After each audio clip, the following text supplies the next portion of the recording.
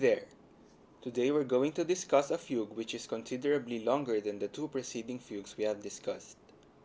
This fugue is more complex and harder to comprehend than the previous one, so backtracking is advised in times of difficulty. Bach's Fugue No. 3 in C-sharp major from the Book 1 of Well-Tempered Clavier is a composition with three voices, and it is interesting because of the variety and resource shown in the construction of its episodes. Let's now start.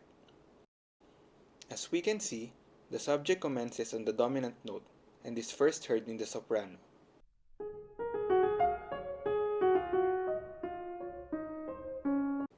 Therefore, the answer that's been given to the alto is a tonal answer. The soprano is heard playing the first counter subject in this particular entry.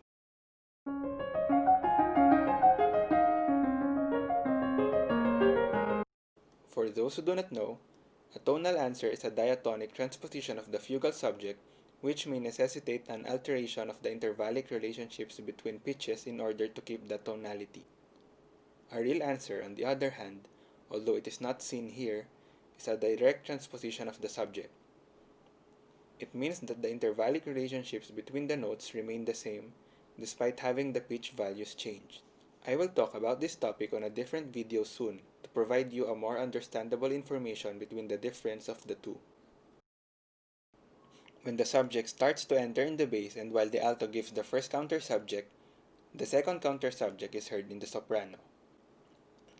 The first episode, which spans from measure 7 to 10, consists of a sequence in the bass and is derived from the inversion of the semiquaver figure seen in the first counter subject in measure 6.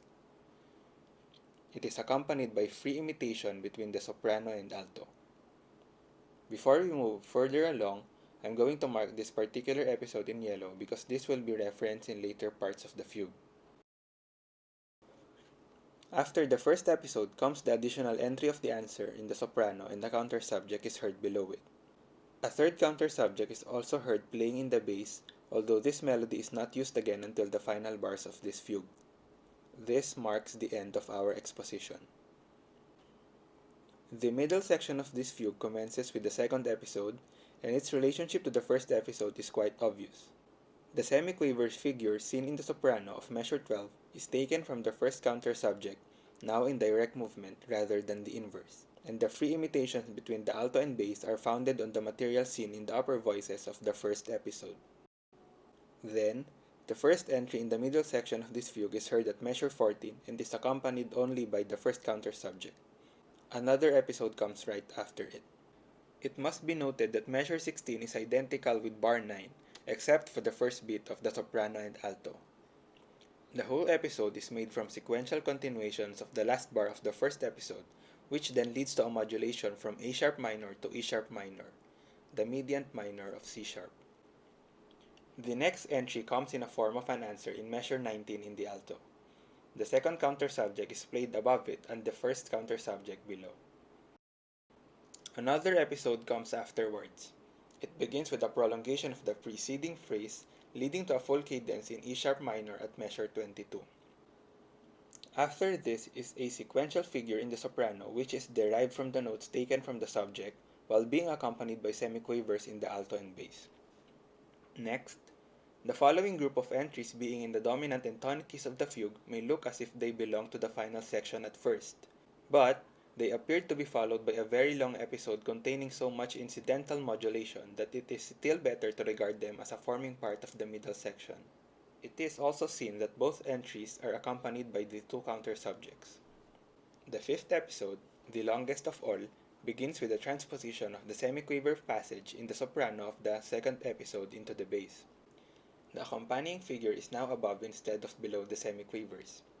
In the next measure, the bass sequence of the first episode is transferred, with some slight modification, to the soprano, while the alto and bass accompanies it with the figure seen in measure 29. The first few notes of the subject is then again treated sequentially in the soprano of measures 35 to 37 and in the bass at measures 39 to 41. This comes with new accompanying counterpoints.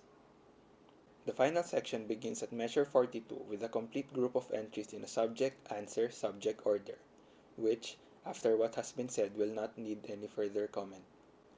The sixth and last episode is an almost exact transposition of fifth lower of measures 7 to 10. We see a final entry of the subject in the soprano in tonic key at measure 51, while being accompanied by the first countersubject in the alto, and the third countersubject appeared again in the bass. This fugue concludes with a short coda, comprising a free version of the subject in treble and additional voices were introduced. Let's now listen to the fugue with the marks we just put.